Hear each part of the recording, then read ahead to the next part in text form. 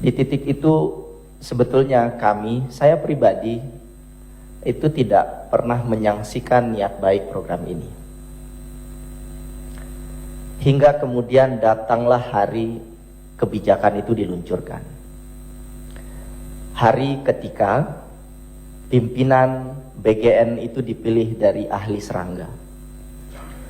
Datanglah hari ketika pimpinan BGN itu dari polisi dan TNI. Sampai kemudian datanglah hari ketika penunjukan SPPG itu tidak melewati skema pengadaan barang dan jasa yang benar. Datanglah hari ketika kita kemudian tahu SPPG itu dimiliki oleh unsur entitas yang terafiliasi dengan penguasa. Datanglah hari kemudian kita tahu ada ribuan dapur dimiliki oleh polisi, kemudian TNI, ormas keagamaan, termasuk juga mereka yang terafiliasi dengan partai politik. Sampai kemudian datanglah hari ketika Pak Prabowo berpidato bahwa polisi dan TNI dilibatkan dalam pemberian program makan bergizi gratis. What's going on here? Saya menghabiskan belasan tahun meneliti tentang perlindungan sosial di banyak negara. Saya menyelesaikan S2 dan S3 saya di Inggris. Tidak ada satupun negara di seluruh dunia yang program makan bergizi gratisnya dilakukan oleh aparat keamanan. Saya boleh katakan satu lagi. Dari semua program perlindungan sosial yang ada di seluruh dunia, we are the biggest. Free Meal School program ini adalah program terbesar dari segi anggarannya. Dan satu catatan menarik, adalah program terbesar inefisiensi dan potensi korupsinya di seluruh dunia. Hingga kemudian datanglah hari ketika kepala BGN ditangkap, datanglah hari kemudian Kejaksaan Agung diminta berhenti untuk mengumpulkan data berkaitan dengan korupsi di MBG. Kami publik ditontonkan oleh irasionalitas yang tidak masuk akal. Andai kami boleh curhat Bapak Ibu, ini lembaga terhormat, titik terakhir yang kami mungkin bisa mengadu. Selama 2 tahun terakhir, kami ngobrol diskusi dengan KPK. Kawan-kawan sudah berdiskusi dengan kementerian, segala macam kementerian, termasuk BGN. Pada saat studi kami dirilis dihadiri oleh BGN. Kami juga sudah datang bertemu dengan banyak entitas masyarakat sipil. Dan hingga detik ini banyak sekali yang kemudian kami tidak tahu lagi solusinya apa. Kami pernah ke Komisi Pengawas Persaingan Usaha. Yang jelas-jelas penunjukan SPPG ini melanggar prinsip itu. Yang kemudian memukul banyak petani lokal, peternak lokal, dan lain-lain. Per hari ini Bapak Ibu, instabilitas harga pangan luar biasa parah. Week to week, harga daging ayam dibandingkan minggu yang lalu itu meningkat lebih dari 10% di daerah yang paling banyak SPPG-nya. Jadi multiplier negatif effect dari MBG ini juga dirasakan oleh masyarakat yang tidak menerima MBG. Nah, dari semua proses yang kami lewati Bapak Ibu, kami sudah melakukan studi, masyarakat sipil sudah menyuarakan, bahkan sudah sampai turun ke jalan. Nah, di titik ini saya hanya ingin sampaikan part yang paling menarik dari apa yang terjadi hari ini.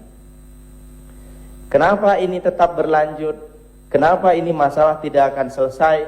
Karena mereka yang diam adalah mereka yang punya afiliasi paling kuat yang diuntungkan dari program makan bergizi gratis ini.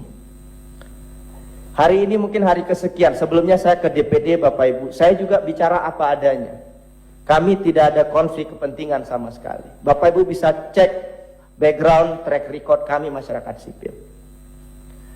Keinginan dari masyarakat sipil itu sederhana. Program ini anggarannya itu masif sekali.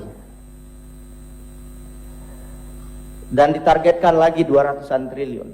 Saya hanya ingin bilang, kalau seandainya mau fair bicara best practice di negara lain, Pak Presiden bisa telepon Pak Lula dari Brazil.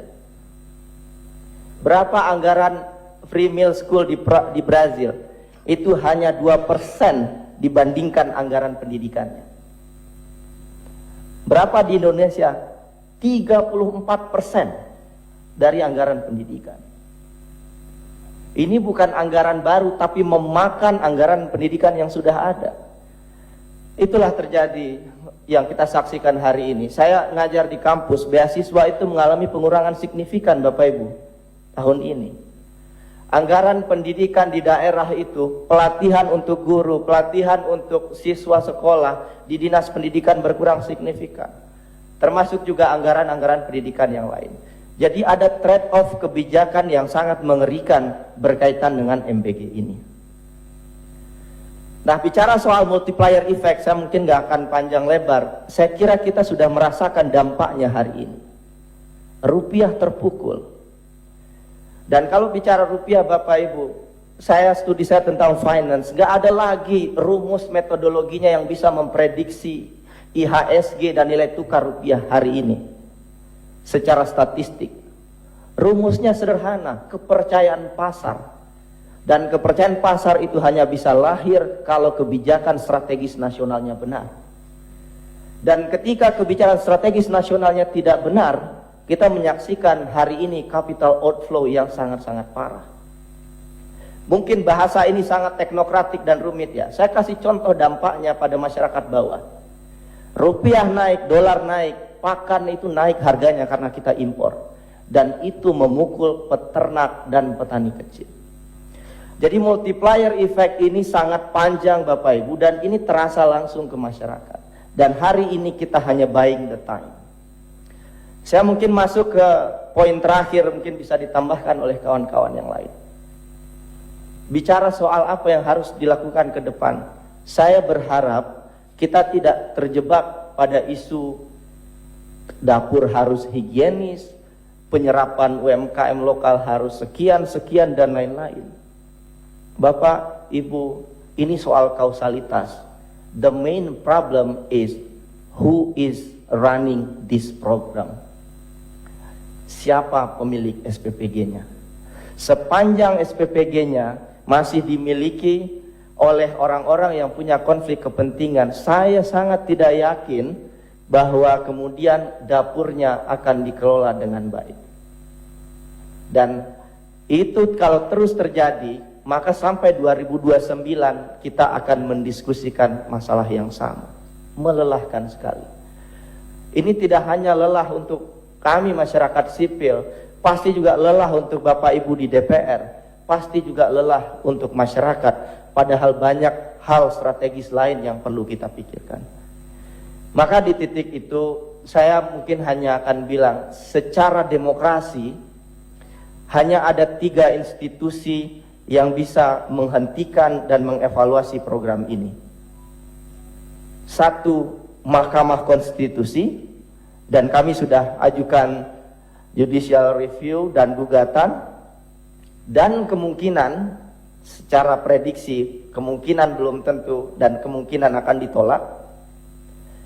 Institusi kedua yang bisa menghentikan dan mengevaluasi program ini adalah Dewan Perwakilan Rakyat.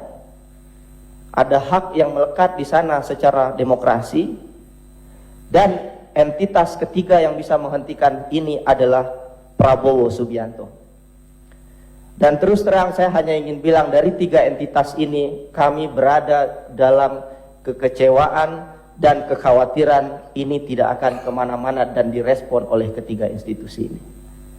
Sangat menyakitkan kalau kami berharap pada entitas keempat, yaitu Tuhan yang Maha Kuasa. Dan hari ini part terakhir yang ingin saya sampaikan juga, kami masyarakat sipil yang menyuarakan ini disuruh pindah negara.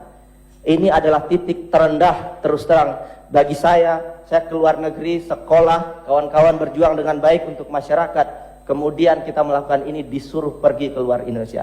This is so painful.